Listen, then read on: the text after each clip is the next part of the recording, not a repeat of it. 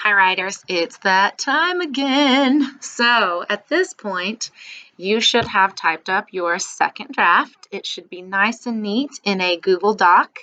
And now what we're going to do is start thinking about this here rubric.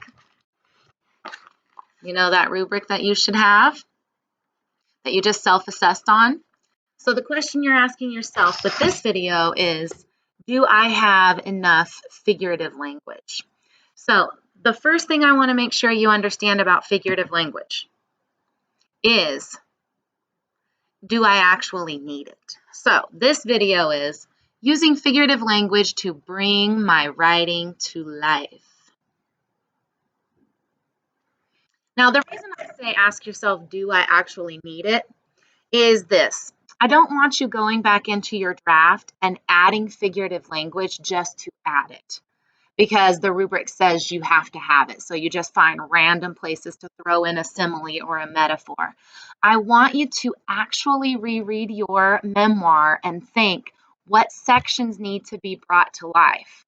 Maybe your sensory details. Maybe you told your reader exactly what something looks like and feels like, but you could have made a comparison, used a simile or a metaphor to bring those sensory details to life. So that's what we're going to look at in this video, okay? So the first thing that you'll do for finding figurative language is you need to remind yourself what figurative language is. We look at figurative language every Friday in class. So remember, it's things like metaphor and simile, alliteration, hyperbole, imagery, personification, onomatopoeia, all of those things. I would suggest to take those notes out. So I'm going to give you a second and a really funny face to pause the video on. While you pause the video, go grab your figurative language notes out of your toolbox.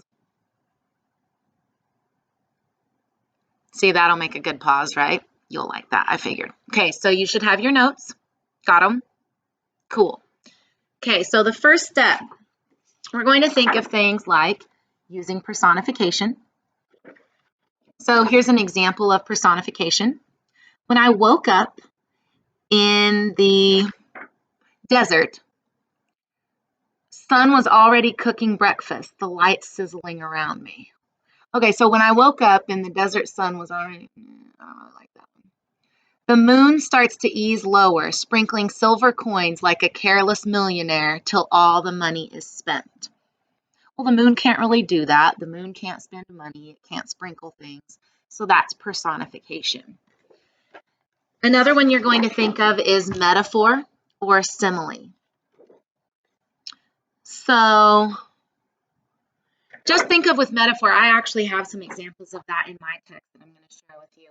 Just remember, a metaphor is a comparison of two unlike things without using like or as.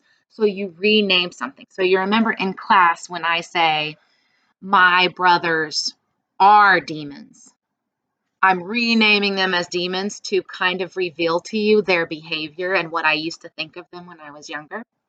Okay. And the last one is alliteration.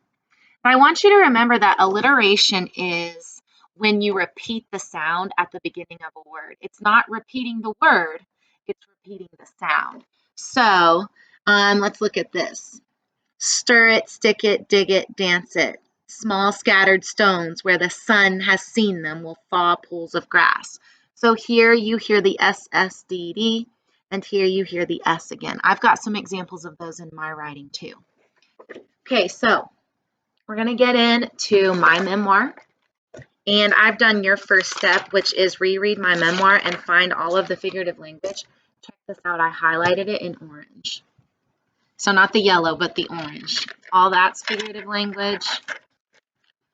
All that's figurative language. All that. So I guess the first thing I'm going to tell you is, if you go back in your memoir and it looks like that, you don't need to add anymore unless there's just a spot that you go, oh, dang, this needs a metaphor. Okay, so I'm going to share some of mine with yours or with you. So I said, everything my sponge-like mind soaked up. That's a simile. I'm comparing my mind to a sponge using like. Another one is, I take notes and hang on her every word. That's a metaphor because I'm comparing words to something you can hang on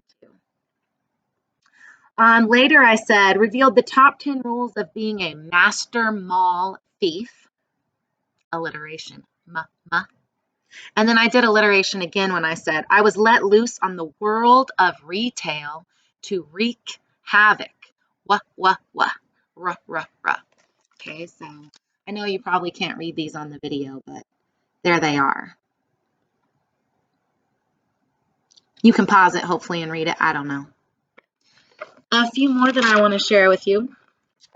So in this one, I said the freezing rain and howling wind force people indoors. So this is imagery. And saying howling wind, it either is personifying wind or it's a metaphor comparing wind to like a wolf that howls. Freezing rain also is hyperbole. So don't forget that hyperbole is an extreme exaggeration. Another one that I said is I had to park 10 miles from the entrance. That's hyperbole too. That's an extreme exaggeration. Here's another alliteration. The newly paved and freshly painted parking lot was packed.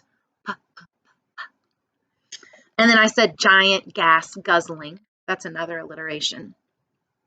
And here's a nice simile where I said I walked through the doors and it was like landing on another planet. Using like. All right, so hopefully you have the idea.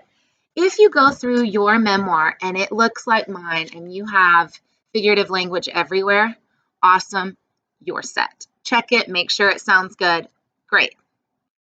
If you look through yours and you're like, oh man, I don't even have a simile, I don't have a metaphor, then here are your steps.